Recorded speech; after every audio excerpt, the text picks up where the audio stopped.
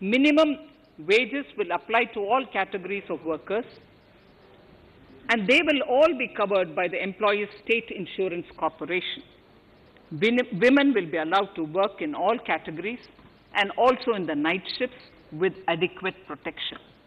At the same time, compliance burden on employers will be reduced with a single registration and licensing and online returns. Financial inclusion. To further facilitate credit flow under the scheme of Stand Up India for the scheduled castes and scheduled tribes and also women, I propose to reduce the margin money requirement from 25% to 15% only, and to also include loans for activities in allied sectors in allied activities in agriculture. We have taken a number of steps to support the MSME sector. In this budget, I have provided 15,700 crores to this sector, more than double of the last year's B.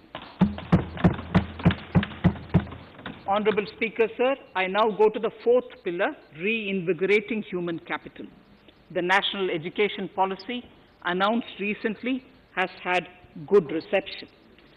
In school education, more than 15,000 schools will be qualitatively strengthened to include all components of the national education policy.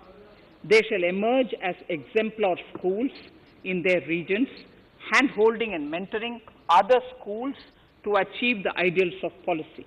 100 new Sainik schools will be set up in partnership with NGOs, private schools, and states. Higher education.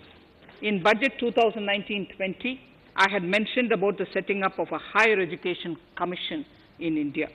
We would be introducing the legislation this year to implement the same. It will be an umbrella body having 4 separate vehicles for standard setting, accreditation, regulation, and funding. Many of our cities have various institutions, universities, and colleges supported by the Government of India. Hyderabad, for example, has about 40 major institutions.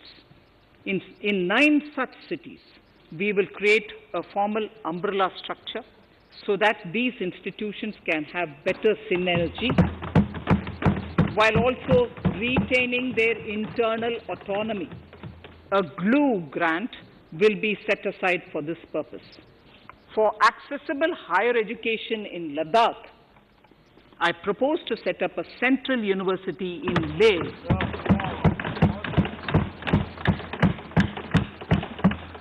The other important projects to be taken up as a part of the NEP are listed in Annexure 5.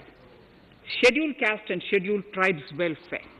We have set ourselves a target of establishing 750 Eklavya model residential schools in our tribal areas.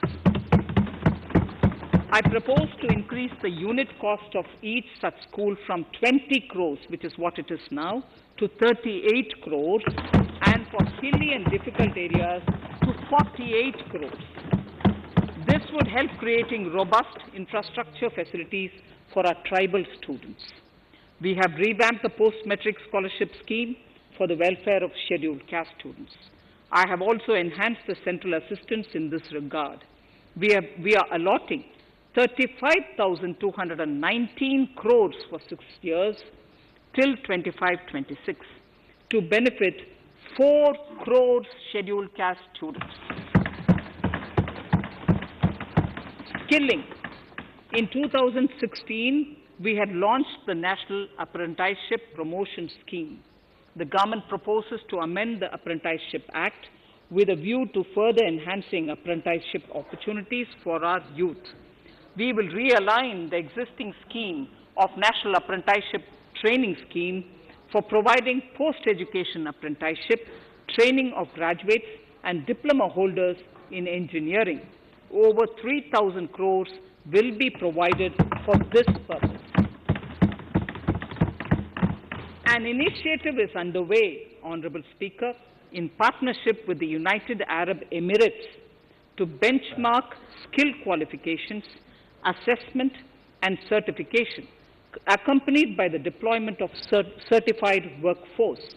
We also have a collaborative training, intertraining program between India and Japan to facilitate transfer of Japanese industrial and vocational skills, techniques, and knowledge.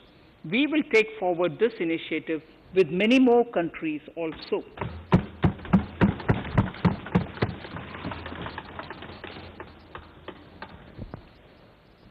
Innovation and R&D. In my budget speech of 2019, I had announced the National Research Foundation. We have now worked out the modalities, and the NRF outlay will be of 50,000 crores over 5 years. It will ensure that the overall research ecosystem in the country is strengthened with focus on identified national priority thrust areas. There has been a manifold increase in digital payments in the recent past. To give a further boost to digital transactions, I earmarked 1,500 crores for a proposed scheme that will provide financial incentive to promote digital mode of payment. We will undertake a new initiative, National Language Translation Mission. This will enable the wealth of governance and policy-related knowledge on the Internet being made available in major Indian languages.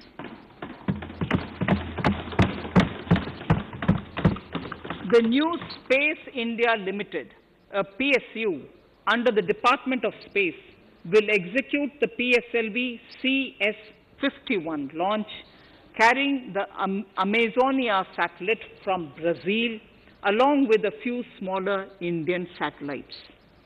As part of the Gaganyaan mission activities, 4 Indian astronauts are being trained on generic spaceflight aspects in Russia. The first unmanned launch is slated for December 2021.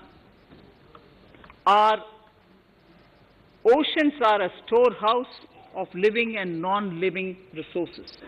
To better understand this realm, we will launch a deep ocean mission with a budget outlay of more than 4,000 crores over 5 years.